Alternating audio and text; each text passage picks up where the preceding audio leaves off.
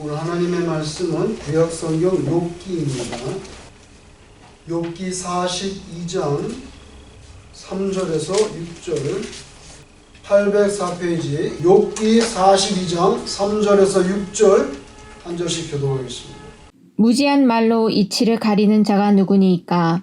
나는 깨닫지도 못한 일을 말하였고 스스로 알 수도 없고 헤아리기도 어려운 일을 말하였나이다. 내가 말하겠사오니 주는 들으시고 내가 주께 묻겠사오니 주여 내게 알게 하옵소서.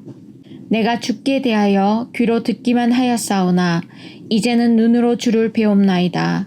그러므로 내가 스스로 거두어드리고 티끌과 제 가운데에서 회개하나이다. 아멘. 구약 성경에 나오는 인물 욥은 허물과 오점이 없는 그런 사람이었습니다. 거의 완벽에 가까운 사람이었죠. 어느 정도 완벽하냐 하면 자기 자녀가 10명입니다. 딸이 3명이고 아들이 7명인데 이제 자녀들이 모여서 잔치를 할 때가 있는데 잔치를 하고 나면 이 아버지 욥이 반드시 그 자기 자녀 10명을 위한 번제를 드렸다는 거예요. 이건 뭐냐면 자녀들이 잔치 중에 잔치가 뭐 있으면은 마음이 해이해지기가 쉽잖아요. 자기 자녀들이 잔치 중에 오버해가지고 혹시 성경에 보니까 마음으로라도 이렇게 표현합니다. 혹시 마음으로라도 하나님께 죄를 짓지 않았을까 하는 우려가 있어가지고 잔치를 하면 마음이 해이해지니까 그런 중에 혹시 마음으로라도 하나님께 혹시 내 자녀들이 죄를 지은 게 없나 잘 모르니까 하나님께 속죄제를 드린다는 거예요. 번제를 드린다는 거예요. 이 정도로 뭐 굉장히 진짜 완벽을 기하는 거죠. 하나님 앞에서는 털것만큼도 눈밖에 나는 일이 없도록 하려고 정말 완벽을 기하는 모습이 욥의 모습이에요. 이 욥의 완전함에 대해서는 하나님이 인정을 하셨어요. 하나님이 인정을 하셨어요. 그런데 사탄이 찾아와서 욥이 괜히 그러겠냐고 하나님께서 복을 주니까 그런 거지. 하나님께서 복을 거둬가시면 본색이 나올 거다. 본색이 뭔데? 하나님 원망하고 떠나는 거. 그렇지 않을 텐데 욥이 그런 사람이 아닌데 사탄이 하나님께 와서 그렇게 하니까 그러면 한번 네가 테스트 해봐라. 단 목숨은 손대지 마라. 목숨은 손대지 마라. 나머지는 네 마음대로 해봐라.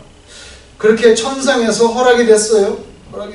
다시 말하면 하나님께서 인정하신 욥의 파이어티, 경건함, 요거에 대해서 사탄이 문제 제기를 하니까 욥으로 하여금 증명할 기회를 갖도록 너가 테스트하는 걸 내가 얼라우한다, 허락한다, 해봐.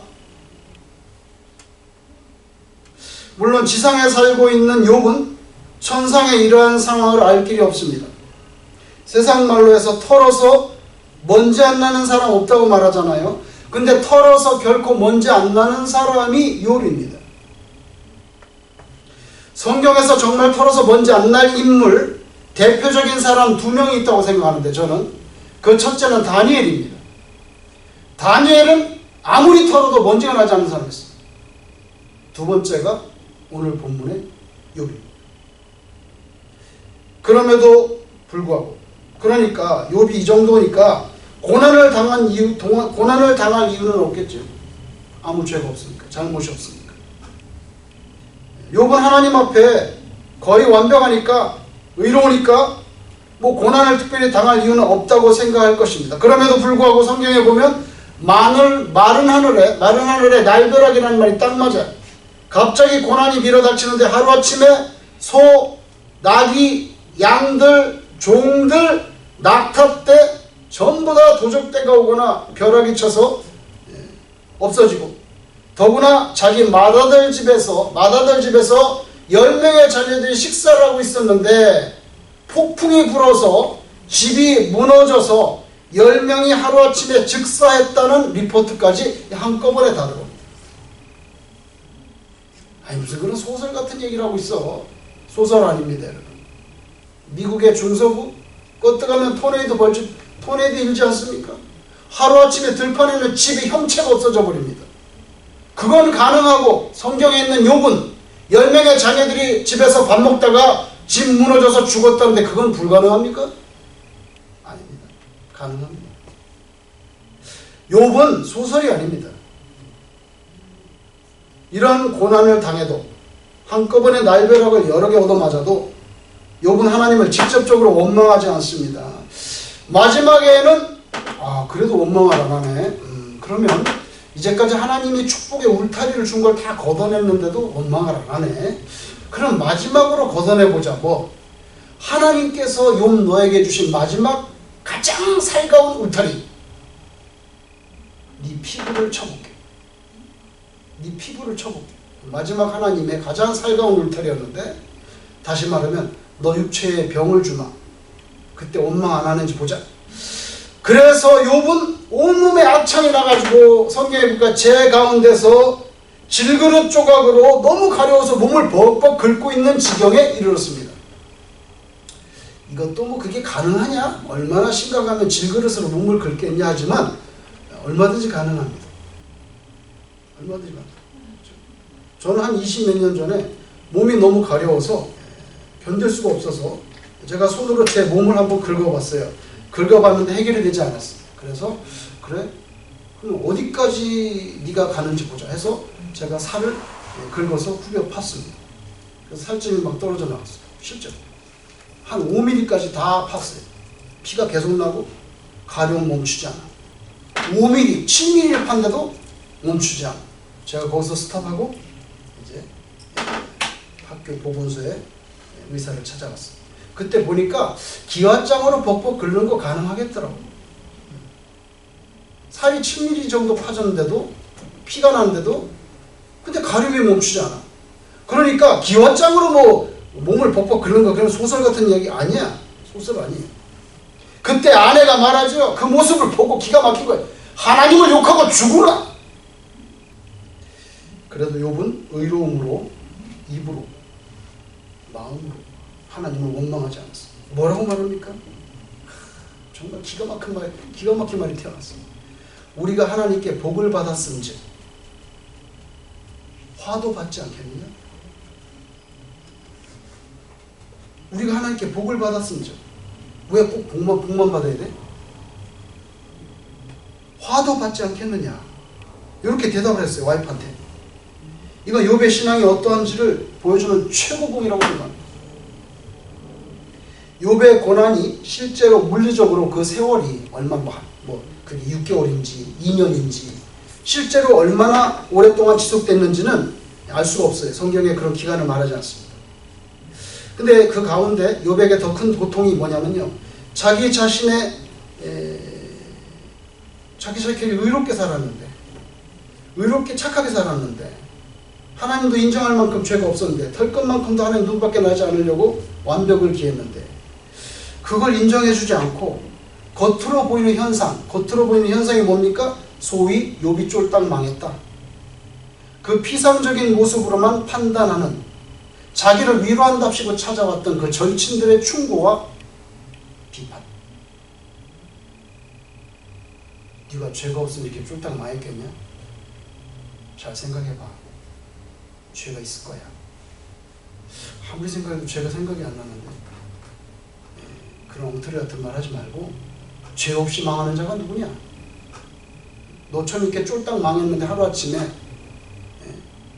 억만장자가 이렇게 죄 가운데서 질그릇으로 몸을 벅벅 긁고 있는데 네가 죄가 없다는 얘기냐?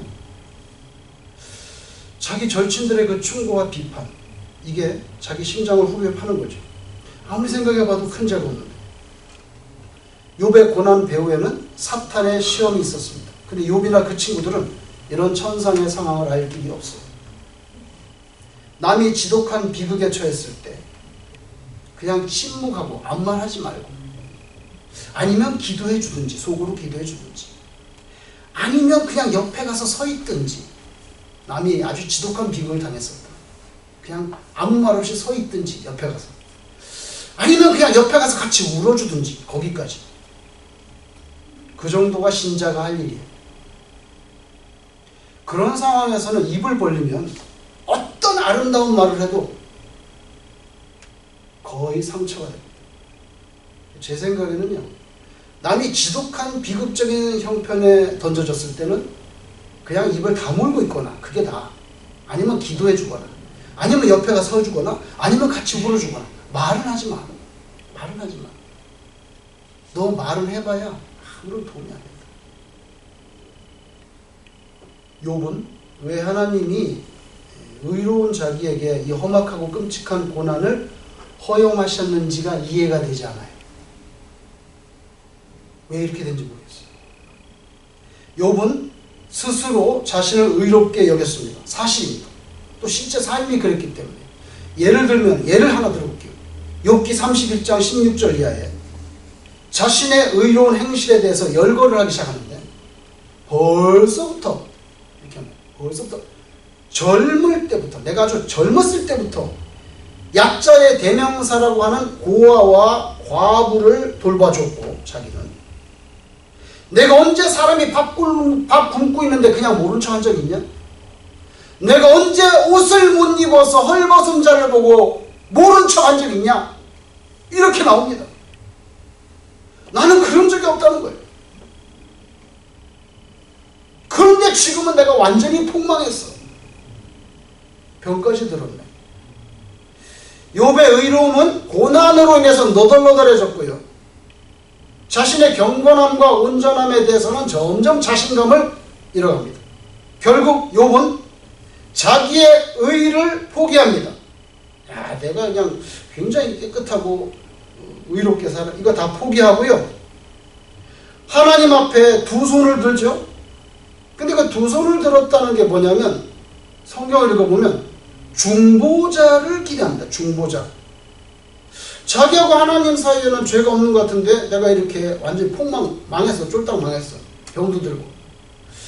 이건 뭔가 나를 좀 대변해 줄 그런 중보자가 필요한 것 같은데. 중보자를 기대한다고요? 제 말이 아니고 욥기 16장 19절, 지금 나의 증인이 하늘에 계시고 나의 중보자가 높은 데에 계시니라. 중보자는 말이에요. 중보자는 하나님 아닙니다. 나하고 하나님 사이의 중보자입니다. 근데 욥이 중보자를 기대합니다. 여기 욥이 말하는 중보자는 신약적인 정망에서 조명할 때 궁극적으로 하나님과 인간 사이에 계신 예수 그리스도를 말합니다. 결국 인간은요, 예수님을 중보자로 해서 하나님께 나아갈 수밖에 없어요. 욥의 고난의 결론은 드디어 베풀어지는 하나님의 말씀에 의해서 종결이 되는데, 그 말씀에는 욥의 고난에 대해서는 한마디도 말하지 않습니다. 욥은 지금 자기 고난에 대해서 좀 말씀해 주기를 원하는데, 하나님은 욥의 고난에 대해서는 한마디도 말하지, 곧자도 말하지 않았습니다. 직접적인 언급이 없습니다. 38장부터 장문에 걸쳐서 하나님의 말씀이 쏟아져 나오는데, 그 내용은 전부 뭐냐면 하나님이 창조주시라는 이야기예요. 아니, 내가 지금 고난이 심해가지고 쫄딱 망하고 병까지 들었는데 나의 고난에 대해서는 아무 말씀이 없고, 하나님이 온 천지를 동식물을 창조한 그 창조주에 대해서만 말씀을 하네. 완전 동문서답이요. 이렇게 생각할 수 있습니다. 실제로 욥기 38장 이하에 보면 이 세상 온갖 생명체를 지으신 하나님의 모습에 대해서 장문의 말씀을 합니다. 이렇게 말씀하시는 그 주제가 뭔지 아세요? 왜 하나님이 그렇게 말씀했을까요? 욥의 고난에 대해서 말을 안 하고 하나님이 온 우주 만물을 창조했다는 것만 얘기해요. 그 주제가 뭡니까? 결국 욥이 아무리 의롭고 완벽한다 한들 너는 피조물에 불과하다는 사실. 요겁니다. 인간적인 의의가 있습니다. 욥에게는 인간적인 의의. 예? 뭐 배고픈 사람이 먹을 거 주고, 오dom사 옷 주고, 고아를 돌봐주고, 과부를 인도하고, 굉장한 그런 의의가 있습니다. 그런 인간적인 의의가 아무리 뛰어나다 한들 그것을 근거로, 자, 너의 그런 의로움을 근거로 창조주 하나님께 네가 어떤 권리를 주장할 수 있느냐? 네가 권리를 주장할 수 있냐고. 그건 아니지. 사람이요, 어떤 은혜를 반복적으로 받다 보면, 은혜는요, 누가 줘야 받는 거예요. 은혜는 카리스. 그릭, 헬라어로 카리스인데, 카리스는 프리 기프트라는 뜻입니다. 이 프리 기프트를 카리스는 한국말로 은혜라고 번역했어요. 하나님께로부터 우리 은혜를 받습니다. 근데 은혜를 자꾸 받다 보면, 이건 프리 기프트인데, 기프트라는 건 선물을 누가 줘야 받는 거지. 안 주면 못 받는 거예요. 선물 왜 안 줘요? 누가 어떻게, 당신 왜 선물 나한테 안 줘? 누가 그렇게 말할 수 있어요? 선물을 줘야 받는 거예요. 근데 은혜를 한참 받다 보니까 어느새 이 은혜가 권리가 되어버리는 일들이 있다는 거예요. 자, 사장님이 종업원에게 은혜를 베풉니다. 은혜를 베풉니다. 매주 한 번씩 빵을 줘, 저한테. 제가 일하는. 매주 한 번씩 빵을 줘. 어느 날 빵을 줘. 1년 내내. 근데 어쩌다가 빵을 안 줄 수도 있잖아, 살다 보면. 그죠? 가게 문을 닫았다든지. 그럼 어떻게 돼? 왜 빵을 안 주지? 줄 텐데 됐는데 왜 빵을 안 주지? 또 1년이 딱 지났어요. 1년이 지나니까 완전히 또 새로운 그레이스를 줘. 굉장히 힘든 일이고 매일매일 해야 되는데 그걸 하지 않아도 되도록 구조적으로 시스템을 바꿨어요. 저에게. 깜짝 놀랐어요. 딱 출근했는데 맨날 해야 되는 일인데 누가 딱 해놨어요. 맨날 제가 해야 되는데 누가 해놨다. 그날로부터 계속해서 하루도 빠짐없이 누군가 그 일을 해놔. 제가 해야 될 일인데.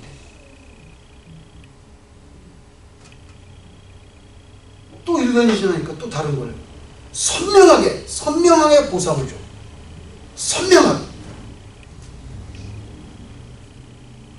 근데 여러분, 처음에는 그게 대단히 감사하게 여겨지는데 세월이 지나면 종업원은 그걸 이제 당연한 자기 권리처럼 여기는 것과 유사해요. 그래서 욥은 자신이 의로운 삶을 살았는데 이런 고난을 당하고 쫄딱 망하다니. 이유가 뭔지 하나님께 직접 대답을 좀 들어봐야 되겠다고 항변합니다. 도대체 이유가 뭡니까? 욥기 31장 35절. 욥은 자신이 억울하다고 하소연하고 마치 하나님께 쏘를 거는 것처럼 소송을 거는 듯이 말합니다. 이렇게 말합니다. 누구든지 나의 변명을 들어다오. 나의 서명이 여기 있으니. 자, 여기에 내가 소장 제출합니다. 여기 사인했습니다. 여기 나의 서명이 있으니 전능자가 내게 대답하시기를 바라노라. 요거는 쏘를 거는 것입니다. 내가 이렇게 됐는데 내가 질문합니다. 답변하시오. 그래서 나의 서명이 여기 있으니 전능자가 내게 대답하시길 바랍니다. 답변하시라고. 내 삶이 의로운데 왜 쫄딱 망하고 왜 병이 걸렸냐고. 대답하시라고. 내가 의롭게 살았는데 왜 이렇게 지독한 고난 가운데 던져졌는지 하나님께서 대답하셔야만 됩니다. 인간이 의롭게 산다는 것은 하나님 앞에서 인간이 마땅히 감당해야 될 본분입니다. 본분입니다. 그게 본분이지. 그게 자신이 어떠한 고난도 받아서는 안 된다고 하는 그런 당연한 권리를 부여받는 것이 아닙니다. 내가 의롭게 살았어. 잘했어. 잘했다고. 네 본분이야.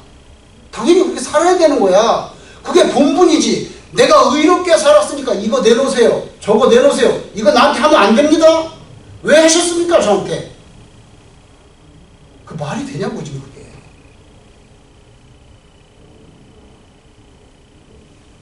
자기가 의로운데 그래서 죽을 때까지 복만 받아야 된대. 복만 받아야 돼. 나는 의롭기 때니까. 복만 받아야 되는데 고난을 당했으니 이게 부당하지 않아? 부당하다는 것을 우리가 기독교적인 용어로 불의하다고 말해. 지금 욥이 이렇게 나오니까 어떻게 됩니까? 욥은 의로운데 하나님은 어떻게? 불의한 존재가 되어버렸어요. 그죠? 나는 의롭고 그러니까 나 복을 받아야 되는데 왜 고난을 주냐고. 그렇게 질문하고 대답하라고 그러니까 아니 인간 욥은 의로운데 욥을 지으신 창조주 하나님은 불의한 존재가 되어버렸어요. 이거 무서운 겁니다. 이게 무서운 겁니다. 복을 주시지 않고 역경과 고통과 눈물을 허용하신 하나님은 뭔가 잘못된 거야. 불의한 존재인 거지. 결론적으로 욥은 의로운데 하나님은 불의한 존재가 돼. 이는 잘못된 이해죠. 잘못된 이해입니다. 여기 한 의로운 인간이 있습니다. 여기 한 의로운 인간이 있는데 그 인간을 창조하신 하나님은 불의하다? 고난을 허용했기 때문에 불의하다? 이것이 오늘날 우리 크리스찬들도 쉽게 공감하려고 드는 잘못된 이해인 것입니다. 그게 잘못된 이해라는 것을 욥이 깨닫는데 굉장히 오랜 시간 걸렸습니다. 마침내 하나님께서 깨달음을 줬어요. 하나님은 창조주다는 그 한 주제를 가지고 욥은 자기 고난에 대해서 계속 대답하라고 막 쓰고 오는데 하나님은 나는 창조주다. 그 말씀하는 거예요. 그 뭐야? 뒤집으면 뭐야? 너는 피조물이야. 너가 의롭게 사는 것은 너의 본분이지. 그걸 가지고 나한테 무슨 권리 행사를 하려는 것은 그걸 뭐예요? 예? 피조물이 창조주께 당신이 불의하시니 대답을 하라고 채근하는 것은 잘못된 일입니다. 뭐예요? 넘지 말아야 될 선을 넘어가는 거예요. 지금 욥이 선을 넘어간다고. 하나님이 욥에게 전곡을 찔러서 말씀하셨어요. 욥기 40장 8절 전곡을 찌릅니다. 하나님 뭐라 하지 아세요? 네가 내 공의, 자, 네가 내 공의를 부인하려느냐? 이게 뭡니까? 네가 지금 나한테 불의하다고 말하는 거냐? 네가 나의 공의를 부인하려느냐? 네 의를 세우려고 나를 악하다 하겠느냐? 전곡을 찌르는 질문이었어요. 그래 욥아, 그래서 너는 의롭게 해서 네가 의롭고 나는 불의하냐? 지금 나보고 너는 의로운데 나는 악하다고 말하는 거니? 네가 의롭게 살았는데 복이 아니라 화를, 고난을 당했으니 내가 너에게 불의한 존재가 된 것이냐? 이 질문입니다. 근데 다행히 욥은 욥기 끝부분에 가서 하나님의 장문의 38장부터 이어져 오는 이 장문의 말씀을 듣고 자신의 주제를 깨닫게 됩니다. 자신의 주제를 깨닫게 됩니다. 아, 내 피조물이구나. 내가 아무리 의롭게 산다고 한들 하나님 앞에서는 티끌에 불과한 피조물이구나.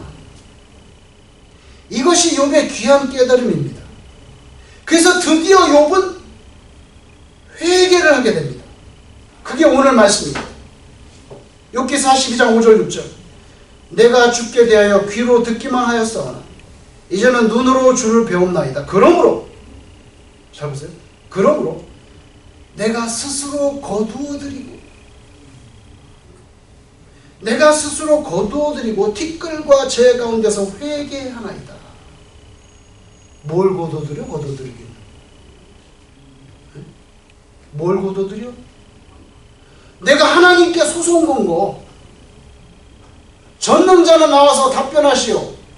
내가 하나님께 소송 건 거. 소송 취하한다는 이야기. 그래서 내가 스스로 거두어드리고 깨달았어요. 내가 하나님께 수를 걸 수 있는 존재가 아니라는 것을 깨달았어요. 근데 여기 거두어드린다고 표현한 한국말은요, 히브리 원문에는 경멸하다로 되어 있습니다. 증오하다는 단어로 되어 있어요. 그런데 경멸하다, 증오하다 다음에 뭐가 있냐면 myself하고 되어 있습니다. 그래서 하나님, 나 깨달았습니다. 깨닫고 보니까 너무나 내 자신이 밉습니다. 주제넘게 하나님께 대해서 수를 걸었던 내 자신에 대해서 내가 너무나 한스럽습니다라는 단어, 증오하다, 경멸하다인데 한국말로 거둬들인다고 표현했어요. 완전히 의역한 거예요. 원문대로 하면 하나님, 내가 내 자신이 너무 미워요. 내가 그렇게 내 주제를 모르고 하나님 앞에 답변하라고 막 항거했는데 내가 너무나 내 자신이 믿고 한스럽습니다. 내 자신이 하나님 앞에서 잘못된 말을 했죠. 내가 하나님 앞에 잘못된 주장을 했죠. 내가 하나님 앞에 잘못된 고발을 했습니다. 그런 내 모습을 깨닫고 나니 너무나 내 자신이 밉습니다. 이런 뜻입니다. 그래서 드디어 티끌과 제 가운데서 보세요. 나는 티끌이라는 거. 회개합니다. 욥이 이 깨달음에 도달했을 때 하나님은 그의 장구한 고난의 세월에 드디어 종지부를 찍고 모든 재산을 2배로 다 회복시켜줬죠. 자식도 또 10명을 줬어요. 그게 사실장에 나옵니다. 뭡니까? 욥이 자기 주저를 깨닫고 하나님 앞에 회개했을 때 하나님의 은총은 다시 완벽하게 회복이 됩니다. 고난 중에 깊이 던져졌던 욥은 결국 중보자를 사모했어요. 중보자. 왜냐면요, 자기가 아무리 의롭고 아무리 자기가 깨끗하고 착하게 살았다고 주장해도 하나님이 나타나 주질 않아요. 도무지 하나님이 나타나 주질 않으니까 중보자가 있어요, 이렇게 말하는 거예요. 피조물의 의로움이라는 것은요, 창조주 하나님의 공의를 피조물의 의로움이 만족시킬 수는 없는 거지. 우리도 예수 그리스도를 만나게 된 거, 예수님을 구주로 믿고 고백하게 된 거, 이게 바로 우리가 유일하게 누릴 수 있는 하나님의 의인 줄로 믿습니다. 자꾸만 내 거를 뒤밀려 하지 마세요. 하나님 아버지, 내가 이렇게 살았는데 왜 이렇게 됐습니까? 하나님 대답 안 하세요. 뭔지 아세요? 나는 하마를 만들었다. 완전 동문서들. 나는 코끼리를 만들었다. 지금 무슨 말씀 하시는 겁니까? 내가 지금 왜 이렇게 되냐고 질문하는데 하나님 무슨, 내가 태양을 지었다. 그 말씀밖에 안 해요. 근데 그걸 듣고 욥은 깨닫어. 나는 피조물이구나. 여기 항아리가 있고 여기 도자기 갖고 이거 밥그릇이 있는데 이게 토기장이한테 나는 왜 밥그릇을 만들었어? 고려천자로 만들지. 똑같아. 질문이 안 된다는 거예요. 여러분, 우리가 예수 믿는 거, 예수님의 피로 하나님께 나아가는 거, 요것만이 우리가 잡을 수 있는 의로움이에요. 나의 의로움이라는 것은 사실 하나님 보실 때 대단치 않아요. 본인한테는 굉장히 소중할지 모르지만 하나님이 귀하게 여기시지만 그거 가지고 하나님께 권리 주장할 건 없지. 그죠? 바울이요, 요걸 알았어요. 이스라엘이 하나님 앞에서 자신의 의로움으로 살아보려고 했으나 그것이 불완전한 율법적인 의에 불과하다는 것을 바울이 지적합니다.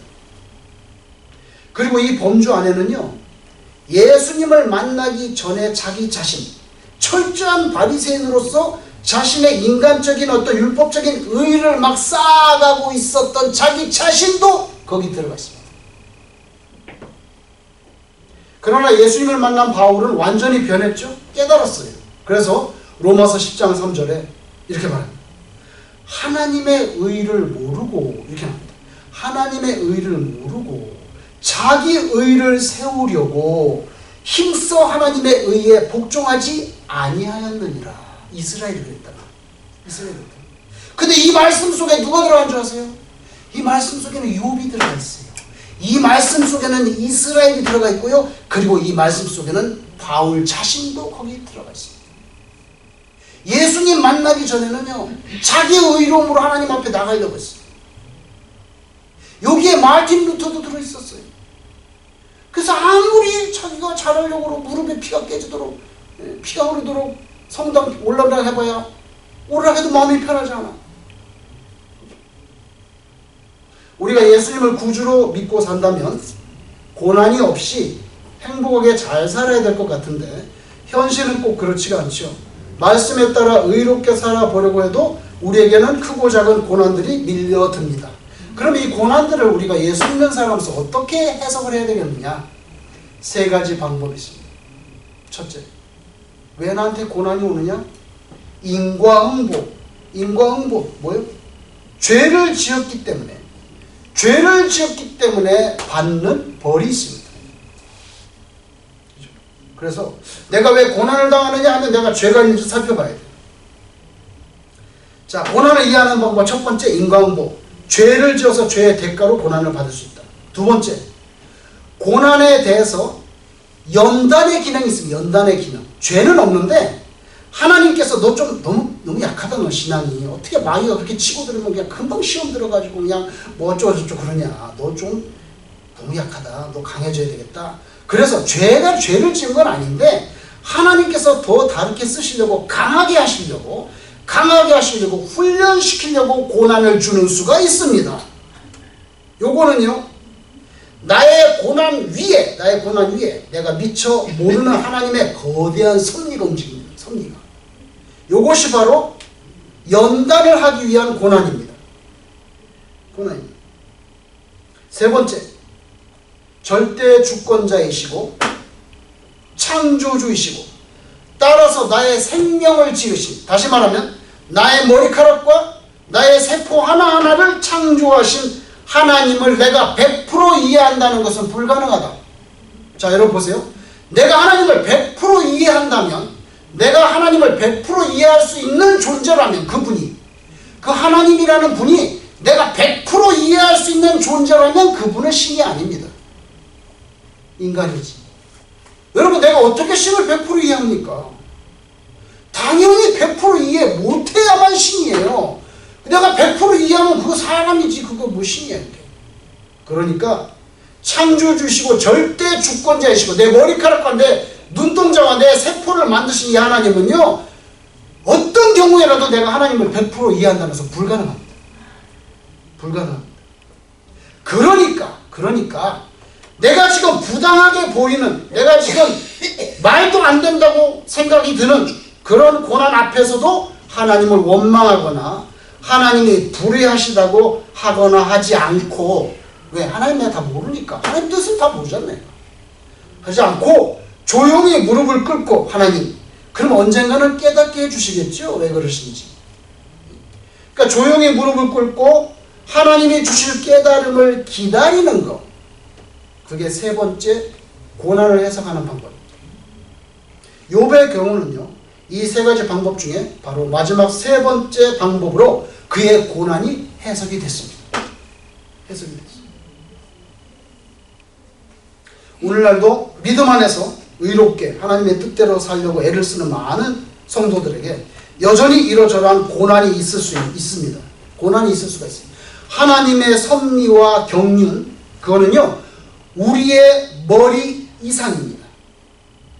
우리의 알량한 경험, 내가 좀 가지고 있는 지식, 여쭙지 않은 그런 자기가 좀 지혜가 있다고 하는 그런 판단이 그게 땅이라고 하면요, 하나님의 섭리와 경륜은 하늘이에요. 하늘과 땅 차이입니다. 마귀는 기회만 있으면 하나님과 우리 사이를 갖다가 분리시키려고 우리에게 공격하고, 그리고 의심하게 만들고, 그래서 하나님께 항변하게 하죠. 왜 그렇게 하시는 겁니까, 하나님? 그렇게 하거나 때로는 우리를 회유하거나. 그런데 섣불리 하나님이 불의하시군요, 어떻게 저한테 이렇게 대접할 수가 있습니까?